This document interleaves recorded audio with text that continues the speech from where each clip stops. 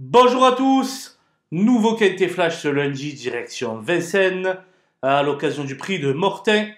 16 chevaux âgés de 9, 10 et 11 ans vont s'affronter sur les 2850 mètres de la grande piste. Une épreuve réservée aux vieux chevaux, vraiment pas si facile que cela à déchiffrer. Et on voit ça tout de suite avec mon analyse.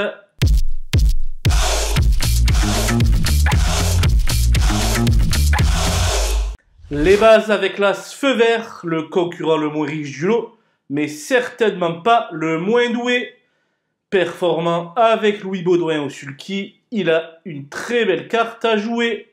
Le 15 Follow Me Flash retrouve Mathieu Abrivard avec lequel il forme un redoutable tandem et n'a pas encore été vu déférer des 4 pieds depuis le début de l'année.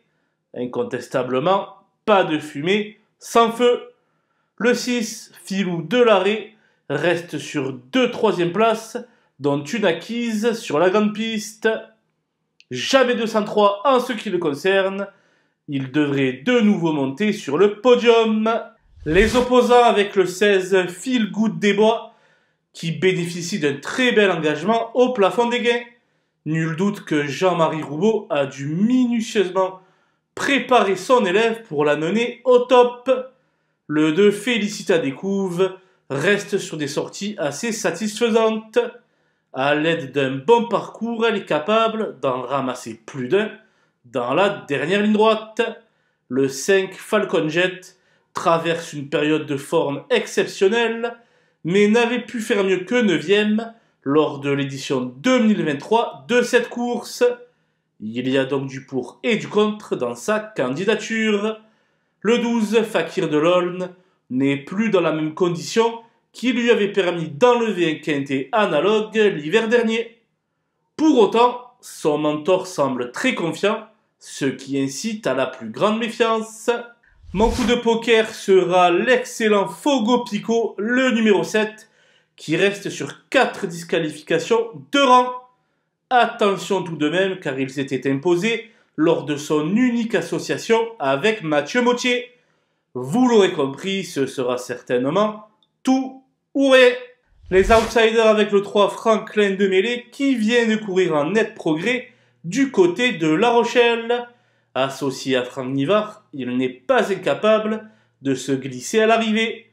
Le 8 Feeling Boy et le 13 Flying Brickell ont un profil similaire. Ils ne sont pas dans la forme de leur vie, mais jugés sur leur meilleur titre, il ne faut pas totalement les laisser de côté. Le 4, Ferlaine, a besoin d'un parcours à l'économie pour donner sa pleine mesure. Elle aurait rempli son contrat en s'emparant d'une petite allocation. Le 14, Élixir de Crène, est actuellement sur la pente descendante. Selon moi, il aura du mal à rivaliser ce lundi. J'ai fait l'impasse sur 3-10 ans, le 10 El Paso d'Ocagne, dénué de marge, le 11 Ekeruelo qui n'a pas terminé le parcours lors de ses 3 dernières sorties à Vincennes, et le 9 XLND à la recherche de rythme. Voilà, nous avons passé en revue les 16 partants de ce prix de Mortain. Je vous laisse avec ma sélection et mes conseils de jeu. Bon jeu à tous!